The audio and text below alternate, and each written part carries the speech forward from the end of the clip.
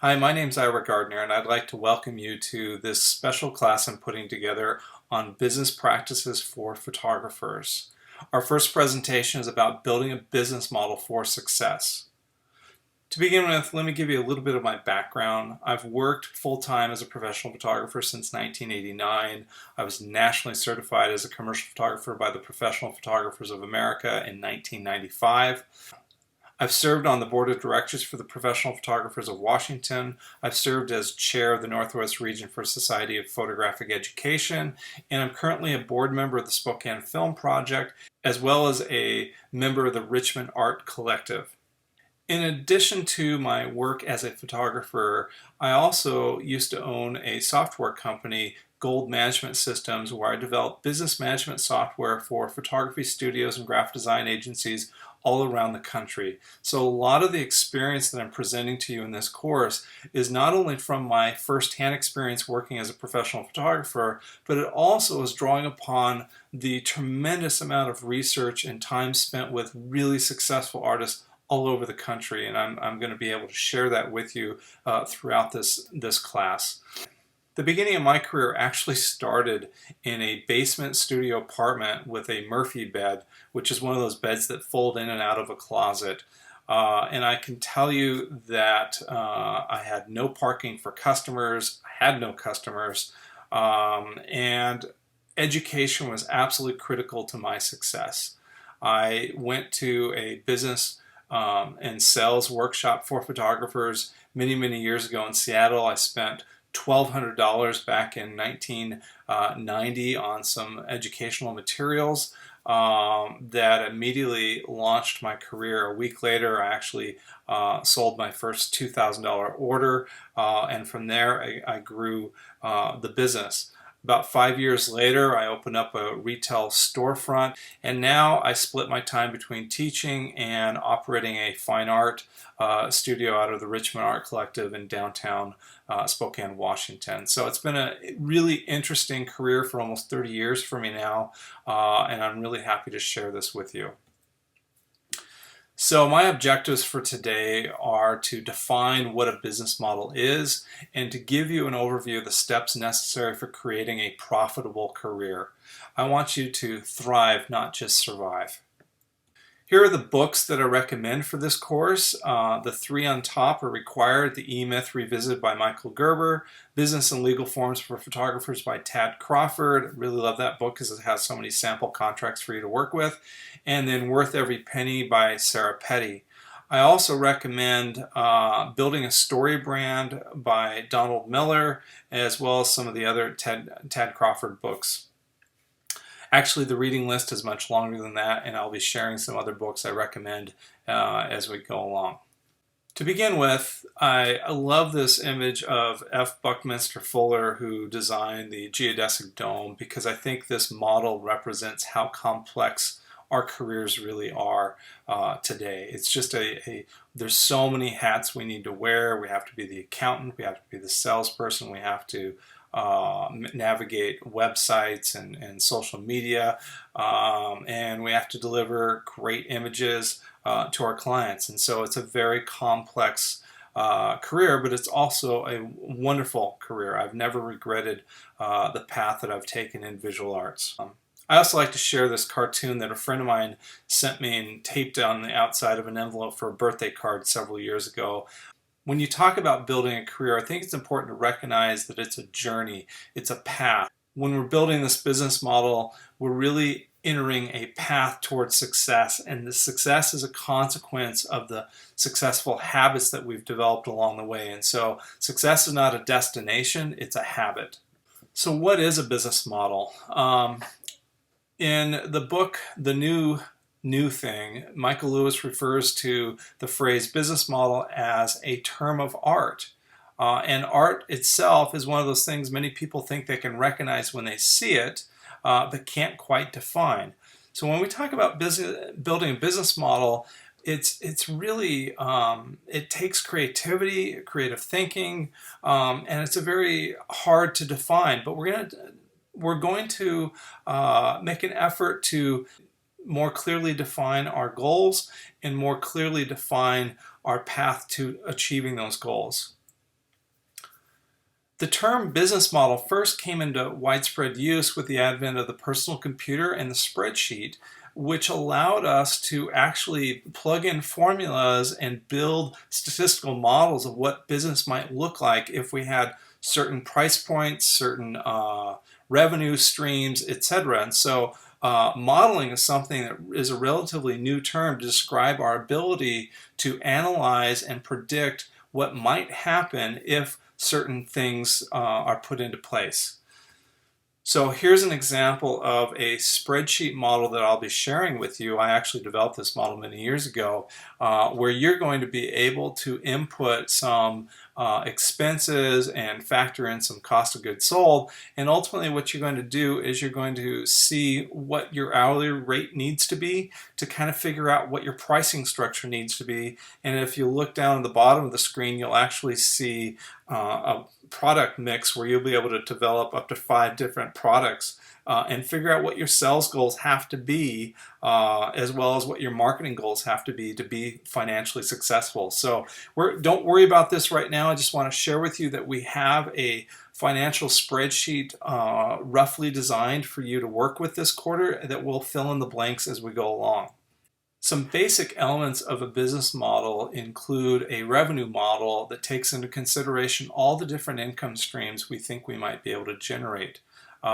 We also look at all our expenses that would be varied based upon the type of business we have. For example, if I'm working out of my home versus a retail studio space in a strip mall or in an office building or in an industrial park, there are all kinds of different expenses that might come into play that would affect my overall profitability. And then some other aspects of a business model that we'll be really paying attention to are some of the business processes that include our branding, our marketing, our customer relationship management. How are we going to engage our customers and convert them from prospects to becoming paying customers? And then ultimately, what is the products that we're developing and selling to our clients? So let's just take a moment and look at a couple of photographers that are really well known and think about what their business model might look like. So here's Chase Jarvis's website, and as you can see, he's a commercial lifestyle branding photographer. But if you also look under his projects, you'll see that he is one of the creators of Creative Live. He has a podcast, a video show as well. And so when we think about what is his business model, it's a combination of a luxury brand service of high-end photography and cinematography for clients. But increasingly, he's also using a freemium business model where he is giving a lot of content away for free on his blog and podcast. Essentially, he's also using a freemium business model where he's giving a lot of content away for free on his blog and his podcast, but he's also then charging for his Creative Live classes for the premium products that he's selling, his education products. Joel Grimes, let's take a look at him, another well-known photographer. And again, I want you to see how consistent in terms of his image quality. You see that rim light on both sides and then the superimposed backdrop. And even if you go down to his everyday life, guess what? You see rim light and separation from the backdrop, rim light, separation from the backdrop. So he has a very consistent brand of image, quality of image to it. Here's another example of it. But if you look, he's also doing a freemium model where he gives a lot of tutorials away on YouTube, but then he's also charging for a premium product through the Creative Live platform where he's teaching courses. Same thing here with Sarah Petty. She's a portrait photographer. Just take a brief moment to look at her little video on the front of her website. I find that people are always looking for creative ways to decorate their home. And you could go to the art fair and spend thousands of dollars on a painting of tulips or plums. And that's great, but think about creating custom artwork of the people you love more than anything in the whole world. My artistic style is really about capturing candid portraiture that celebrates the individuals or the families that I'm photographing. I've really tried to create a different kind of portrait. So what we've seen is she's defining who her clients are and what the quality of her work is. She's saying, you know, you could spend a lot of money on artwork, or you could spend that same money with her and have her make custom artwork with your family members in it. And then she goes on to further define the quality of imagery that you can expect from her are going to be these candid, fun images. Now, if we enter her site,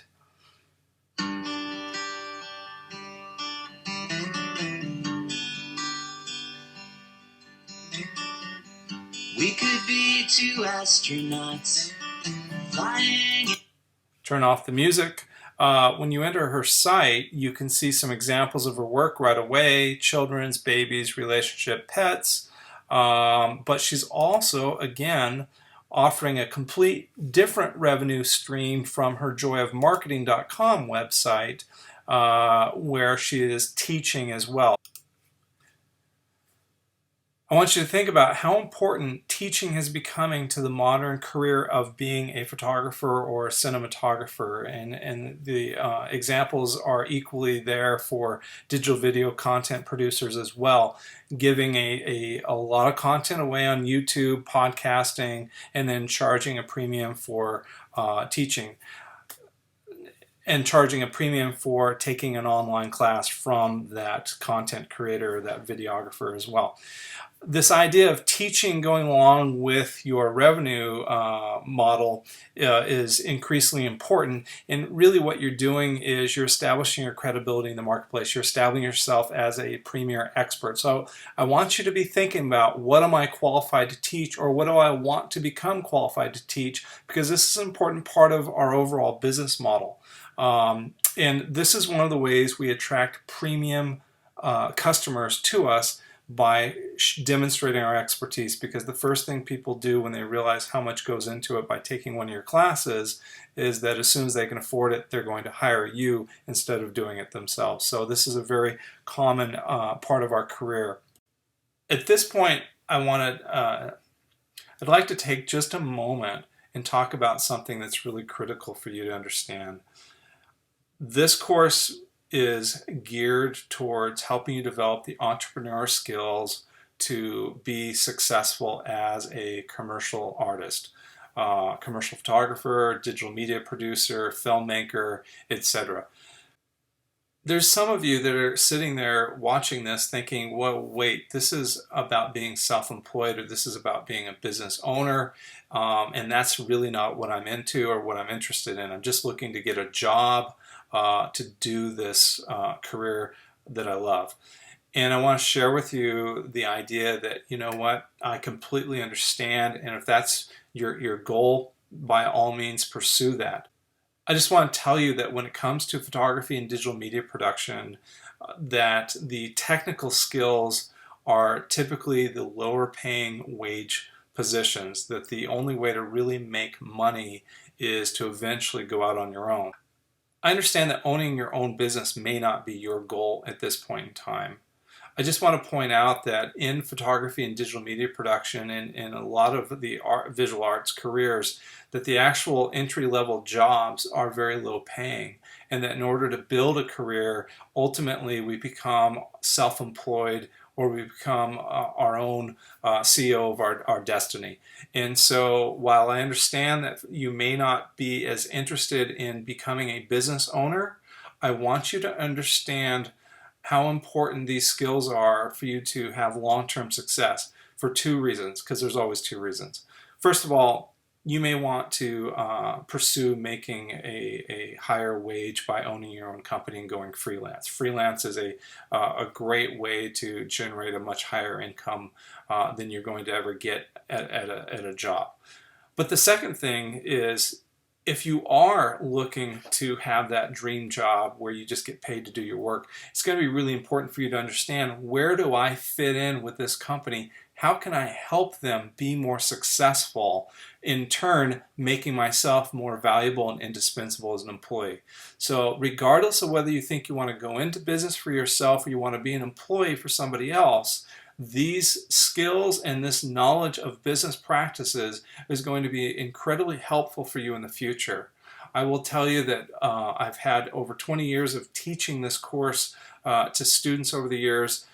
Invariably, I get about 3 to 5 years after graduation, a student will contact me and say, you know what, that career plan that I developed in business practices class has made all the difference. So I believe in what I'm teaching you is the absolutely most important skill sets next to your photography skills that I could possibly be helping you with your career path. So let's get back to business models and talk about some different examples of business models. Perhaps the oldest business model out there is simply the direct sales model, where somebody goes to somebody's home or place of business and tries to sell something in person. You do a demonstration, you make some sort of personal presentation, and you ask for the work. When I was in college, my first job was working at a print shop where I literally went from being the delivery driver to going door to door making sales for printing products. And so that was a direct sales model where you had to go, your revenue and your income was tied to going out and making direct sales. Probably another more traditional retail model, which has been updated in the last 20 years, is the bricks and clicks business model, where the bricks comes from the idea of having a retail storefront where your customer come visit you in a physical location, as well as an online presence where you have an e-commerce model as well, where people can click and buy products and services from you directly. So this is the bricks and clicks business model.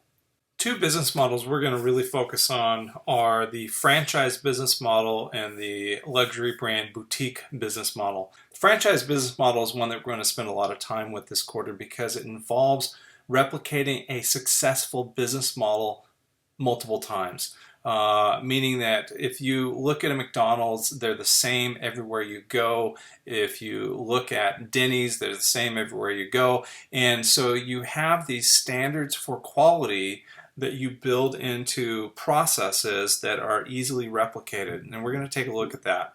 This is actually the business model that Michael Gerber recommends in the book, The E-Myth Revisited. And we're going to spend a lot of time with this, with the idea of it's not that you're going to be a franchise business owner, it's that you're going to adopt the mindset and you're going to adopt the business processes that are repeatable, because what that allows you to do is it allows you to give your customers something they can predict. You're giving your customers something predictable that they can look forward to. So we're going to take a look at that. Probably the most successful franchise we've seen in a long time is Starbucks. No matter where you go in the world, you know what to anticipate for quality, and they've combined that sort of luxury brand where you're buying a rather high-priced cup of coffee, and now they've expanded into luxury brand tea items as well, and are delivering it with a certain brand quality to it. And we're going to spend a lot of time talking about branding as well. Another example of a business model that we're going to spend a lot of time with is looking at the premium boutique business model, which is the concept of offering high-end products and services that are appealing to discriminating consumers. Why is this important to me as a photographer, as a filmmaker? It's because I can't compete on price. You'll hear me say it over and over that photography as a commodity is in oversupply, and that if we are trying to compete on price, we can't make a living. And so we're going to be spending some time reading Sarah Petty's great book called Worth Every Penny, where she discusses building a boutique business model where you create a customer experience that makes people want to come back to you. And this gets exciting too, because really, you're not competing against anybody else. You're creating your own brand experience based upon who you are as an artist and the business model to support it based on the customer service and the products and services that you're selling. It doesn't stop there. There are lots of different business models, and what I'd like you to do is start paying attention to the businesses you come into contact with and think about what kind of business model are they using?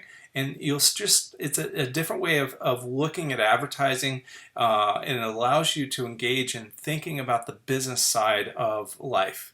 There are literally hundreds of different business models out there, and what I'm so excited for you is that we're going to design a business model that fits you. It's going to fit your character, your personality, your artistic qualities, something that reflects who you are, so that when you're ready and you want to pursue a path of building this successful career, you're going to have the tools, the business model, and the plan to be successful.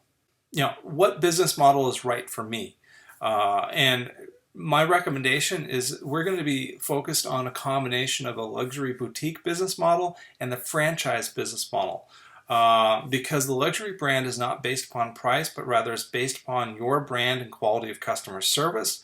And the franchise model is based upon standardizing quality control and generating repeatable results that allow clients to know what to expect from you. This is so critical because the confused mind always says no. If our clients don't know what to expect, they'll automatically disregard it and say no. So we want to open that door by creating something that's predictable, but we want to create it with a really high quality luxury brand customer service experience. The reason I really recommend a combination of luxury and franchise business models is because luxury brands thrive during a recession. When people tighten their budgets, they're more likely to spend in something that's got high quality and lasting value than they are the low cost alternative. And so we don't want to be trying to compete with Kmart, Walmart, or Craigslist photography and video services. People that invest in luxury brands recognize the value of what they're investing in. So it's more recession proof, frankly. The blend of a boutique business model with a franchise model gives us the opportunity to create gush-worthy customer service that creates a memorable experience, but it's also an experience that they know what to expect. And so we're also able to alleviate any concerns that our potential clients might have as well. Here are some logos and a list of some luxury brands you might already be familiar with, and we'll take a look at some of these as we go along. What's interesting to note is with luxury brands, you can define it in a pyramid going all the way from a base of everyday luxury, that's where Starbucks is, where people will buy that expensive cup of coffee on a daily basis, to something that's affordable but expensive, such as designer eyewear, all the way up to the ultra high end. So there's a wide range of qualities to luxury brands. So don't think that there's only one option here. Now we're going to talk about you and your career. And I want to present to you this idea of three basic components to your career, and that is people, process, product. The people part is you and your expertise. It's your knowledge, your skills, and your character and your personality, all the things that you bring to your career. The product is your artwork that's commoditized, your photography, your filmmaking, the things that you do that you start to sell and want to make a profit from. And then the process is your customer service and all the processes that go into producing your products. And it's this combination of elements that forms the foundation for your career. We'll add another P in there later on, which is promotion. We'll get into branding and marketing and advertising, but that's in another lecture. This is a graphic that is really designed to show you that a business model is a complex system, and that we're going to simplify it, and we're going to spend an entire quarter looking at how to develop a career plan for you. I'd like to present to you this idea that being an artist is the same thing as being a CEO. And in fact, some of you are still probably thinking to yourself, God, this does not sound like me. I'm not a business person. And I'd like to point out that there's a Renaissance artist who actually resembled today's successful business executive. Over 475 years ago, he was chief executive officer of a small to mid-sized company, a kind of workshop, and over time reported to demanding chairman of the board 9 popes.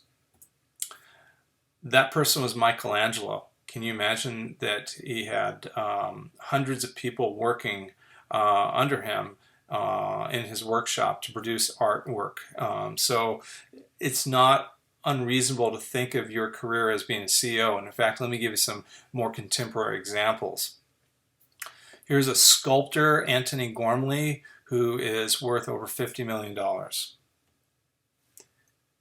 Here's a muralist and graffiti artist whose estimated worth is over $200 million. He is the artist that painted the Facebook headquarters back in 2005. Here's a Japanese artist worth over $100 million who has over 100 employees working on paintings, sculptures, and Louis Vuitton bags, inflatable. You can read it as well.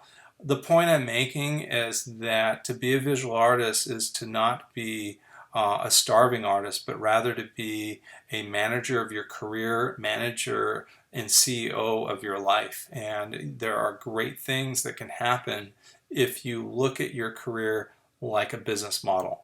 Looking at your career from a business model perspective will give you the tools necessary to take your career as far as you want to go with it. So let's deal with some of the myths about art and business. And I think the first one that we hear a lot is that business interferes with creativity, that this is not who I am.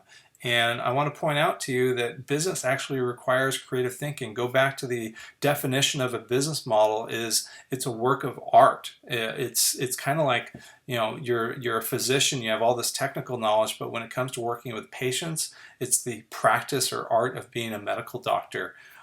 Being a visual artist requires having some creative thinking skills to plan your career and manage your business. On a side note, I'm actually just finishing up reading a book about a person who said, you know what, I don't want to work for a living. I want to be a full-time motorcycle adventure rider, and I'm going to ride around the globe. And this is a person now who has ridden around the world, I think he's on 6th world tour, and he talks about in this book what the business decisions he had to make to manage his career to be financially successful as essentially a professional vagabond motorcycle rider. So even somebody that wants to lead a life that's off the beaten path has to manage their career like a CEO.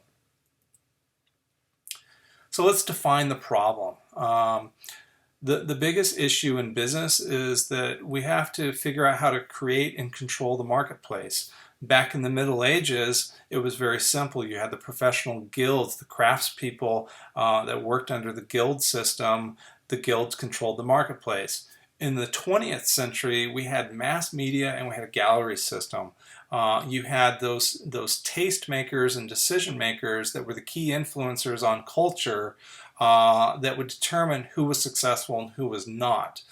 Today, that system is completely broken because of companies like Amazon, YouTube, eBay, where the market aggregators are making the major play in the marketplace. So today's marketplace has become extremely complex and fragmented, but there are huge opportunities because you have direct access to your clients in ways that you never had before. So we're going to be talking about how to connect with prospective clients and to build your marketplace for your work. And we talk about this, that a big part of our work now is about building an audience, whereas you used to have to buy access to that audience by paying $2,000 to have a one-page ad in a creative black book, if you will, that would go out to art directors.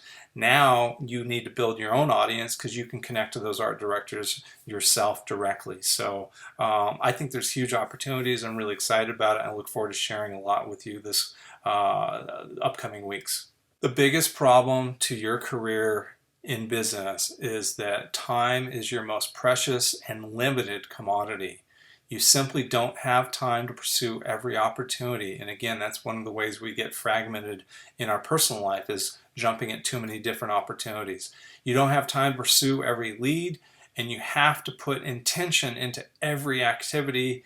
And for that, you need a business model so that you can have a guiding principle of these are the projects I take on, these are the projects I don't take on, these are the people that I want to work with, These are the people I don't want to work with, that I need to have a decision-making model. And that's another way of describing a business model. It's a decision-making model of how to conduct yourself, to give yourself the time to be successful, because you simply don't have enough time. And we'll be talking more and more about time as we go along.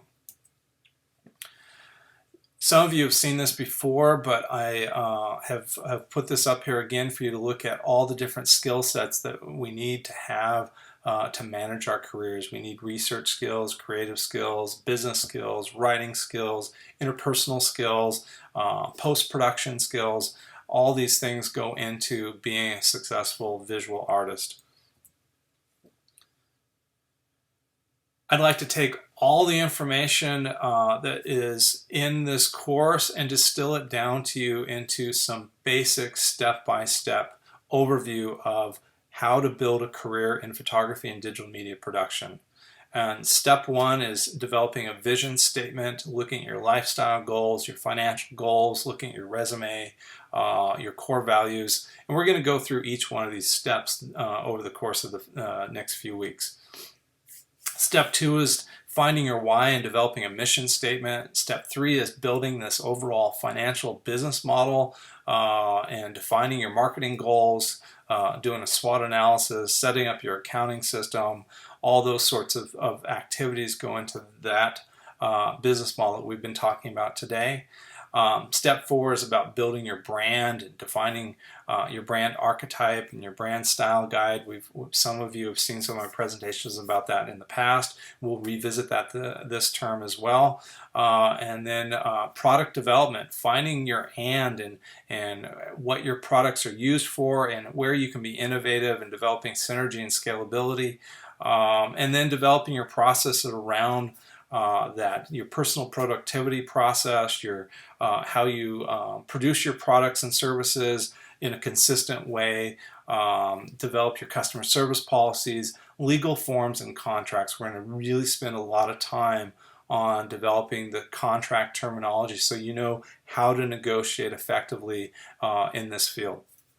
And then we're going to look at marketing and advertising.